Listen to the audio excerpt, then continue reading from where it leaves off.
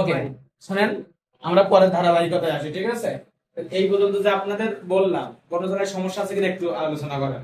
আমি তাকে দ্বিতীয় অঙ্ক করালে বলবো ও স্যার সূত্রটা এত সহজ তো বুঝতে পারিনি। জাস্ট বিলিভ মি, জাস্ট এতটাই সহজ। শুধুমাত্র এই সূত্রগুলো আমরা এখন অ্যাপ্লিকেশন দেখবো, ঠিক আছে? নাও বই বের করো।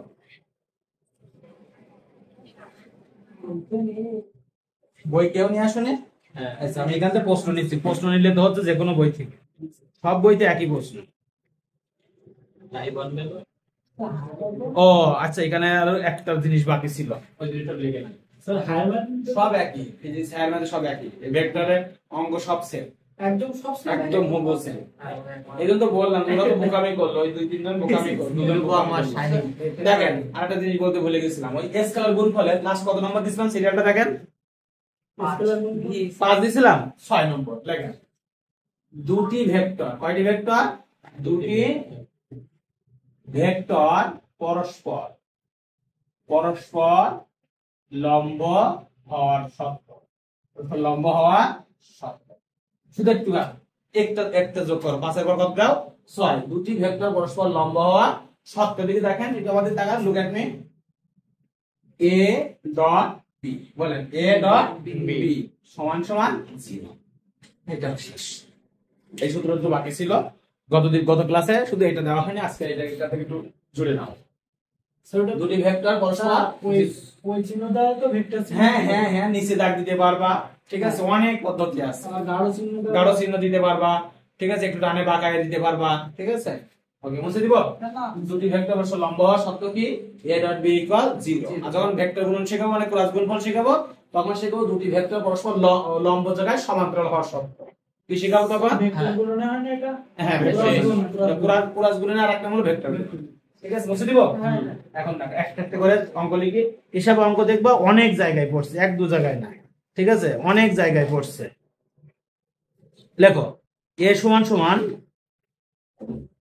a ভেক্টর সমান সমান, a ভেক্টর সমান সমান a I cap minus 2 j cap plus k cap. a vector সমান সমান a I cap minus 2 j cap তারপরে plus k cap. b vector সমান সমান 2 a I ক্যাপ তারপরে মাইনাস a j ক্যাপ তারপরে minus 4 k cap. ঠিক আছে, লিখেছেন? প্রথমে লেখেন এক নম্বর লেখেন a ডট b সমান সমান হট। লিখেছেন? ওকে। তারপরে 2 নম্বরে লেখেন যে a আসেন, ঠিক আছে? a এর মান কত হলে, a এর মান কত হলে a ভেক্টর ও b ভেক্টর পরস্পর লম্ব হবে। আপনি সময় নিয়েছিলেন কয় মিনিট? 20 মিনিট। আর সুবহানাল্লাহ, আর এখন বাজে 3টা বেজে গেছে না? হ্যাঁ, 3:35। পরস্পর পরস্পর লম্ব হবে। দেখেছেন? মুছে দেয় একটু তাহলে। এই জায়গায় এ মানে কি? এটা কি বলেন দেন? এটা কনস্ট্যান্ট। এটা কি? কনস্ট্যান্ট। বলো ইন, বলো সবাই বলো সাধারণত, ইন জেনারেল। কি? In general. চলক বলতে কাদেরকে আমরা বুঝি? এক্স ওয়াই এবং জেড কে। বলেন সাধারণত আমরা কাদেরকে চলক বুঝি? এক্স ওয়াই জেড বা যারা থাকে তাদেরকে কি বলে? কনস্ট্যান্ট। কি বলে? কনস্ট্যান্ট। মনে থাকবে তো নাকি? প্রশ্ন তো লেখা গেছে। তাহলে এখন দেখেন, আমরা লিখে দিছিলাম যে a ডট b সমান কি শিখাইছিলাম? ax bx plus ay by plus bz বলেছিলাম না? তাহলে এখন আমার কি জানি a ডট b চাইছে তো, তাহলে বলেন ax i এর কোফ্যাক্টর কে a, তাই কি না? তার মানে কত? a ইনটু এর i এর সাথে কি আছে? 2a। বলেন বোঝা গেছে কিনা? ক্লিয়ার?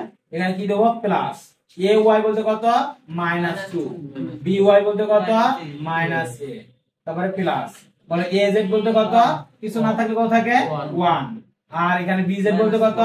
-4। 4 ক্লিয়ার কিনা তাহলে এটা আমরা কি লিখতে পারি 2 1 2 a স্কয়ার মাইনাস আছে প্লাস প্লাস প্লাস এ প্লাস 2 প্লাস মাইনাস করতে প্লাস মাইনাস এ মাইনাস আর 1 কে 4 তাহলে বলেছে না a ডট b সমান কত পাইছি না পাইনি পাইছি এবার দেখো তাহলে কয় নম্বর সমাধান হলো আমার 1 নম্বর 2 নম্বরে কি বলবো আমরা বলছে a ও b পরস্পর কি হবে পরস্পর লম্ব হবে হবে a এর কোণ মানের জন্য তাই বলেছে কিনা এর কোণ কত 51 কিন্তু মধ্যম ডিগ্রি হলো অ্যাঙ্গেল বোঝায় কোণ মানের জন্য এরকম বলছিল না বলছিল না a এর কোণ মানের জন্য a ডট b a এবং b পরস্পর লম্ব হবে এরকম বলছিল কিনা তাহলে এখন দেখো তুমি a ও b তাহলে লম্ব কিভাবে বুঝবো আমি বলেন তাহলে a ও b ভেক্টর দ্বয় কি ভেক্টর দ্বয় পরস্পর ভেক্টর দ্বয় পরস্পর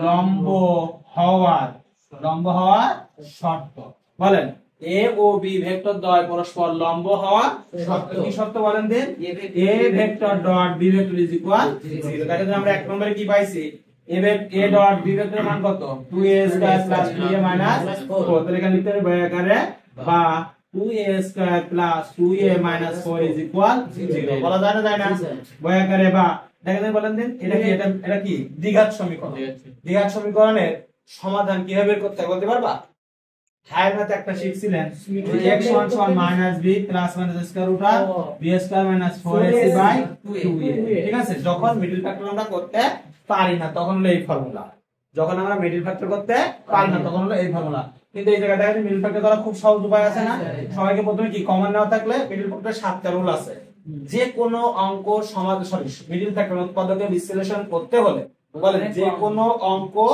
উৎপাদকে বিশ্লেষণ করতে হলে 7টা রুল মানতে হয় কয়টা রুল 7 তার এক নম্বর রুল কি যে কোনো কমন উপাদান আছে কিনা দেখো এক নম্বর রুল কি দেখা যায় সবার মধ্যে কমন উপাদান আছে না নাই দুই কমন আছে দুই কমন কি থাকে a square plus a minus 2 is equal 0 কারণ কি এই যে দুই কমন নিছে 0 এর সাথে কি করে দিয়েছে ভাগ করে দিয়েছে আর শূন্যকে যা করে ভাগ করব সব কি হয়ে যাবে শূন্য হয়ে যাবে বলেন বুঝা গেছে কিনা এবার দেখেন এখানে মনে কত আছে -2 আর এখানে কত আছে 1 কত আছে -2 আর 1 গুণ করলে কত হয় 1 * -2 সমান কত -2 তাহলে -2 এর এমন দুটি উৎপাদক বের করো কি বললাম -2 এর এমন দুটি উৎপাদক বের করো যেন তাদেরকে বিয়োগ করলে মাঝখানেরটা হয় এবং গুণ করলে গুণফলে সমান হয় বুঝা গেছে তো 2 1 কে 2 2 1 কে 2 বই আকারে বা কি লেখা যায় a square plus 2a minus a minus 2 is equal 0 বই আকারে বা a কমন নিলে a প্লাস 2